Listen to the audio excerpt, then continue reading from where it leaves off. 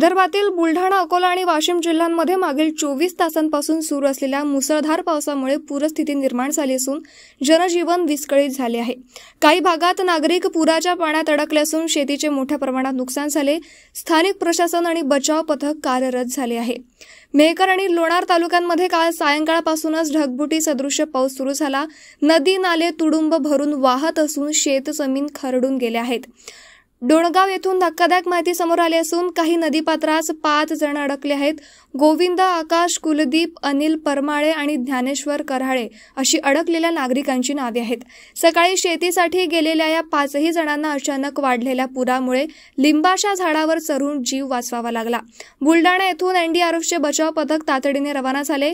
वाशिम जिल्ह्यातही जोरदार पावसामुळे अकोला जिल्ह्यातील बार्शी टाकळी तालुक्यातील खेरडा भागे परिसरातील पिंजरडा या नदीला पूर आला आहे।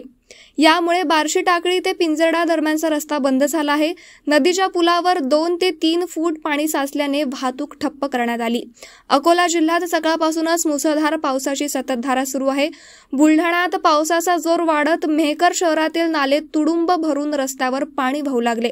काही घरांमध्येही नाल्याचे पाणी शिरले। या परिस्थितीची गंभीर दखल घेत आमदार सिद्धार्थ खरात यांनी स्वतः पावसात रस्त्यावर उतरून नाल्यांची पाहणी केली। त्यांच्या उपस्थितीत साफसफाईची मोहीम देखील राबवण्यात आली। या संपूर्ण परिस्थितीवर जिल्हाधिकाऱ्यांकडून लक्ष ठेवण्यात आले येत असून नागरिकांना नदी नाल्यांच्या जवळ जाणार नाही अशा सूचनाही देण्यात आल्या आहेत।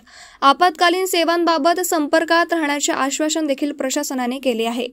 आज देवगाव साखरच्या परिसरामध्ये ढगफुटी झाल्यामुळे लाखो शेतकऱ्यांचे या ठिकाणी नुकसान झालेलं आहे। उतावळी डॅमचं भरपूर पाणी इकडं गावाकडनं जे नदीचं परिसर आहे या शेतकऱ्यांचं पूर्ण नुकसान झालेलं आहे। काही शेतकऱ्यांचे जनावर होते ते वाहून गेलेले आहेत। खूप मोठ्या प्रमाणामध्ये देवगाव साखरच्या नगरीमध्ये हानी झालेली आहे। तरी प्रशासनानं त्यांच्याकडे लक्ष द्यावं हीच गावकऱ्यांची विनंती आहे।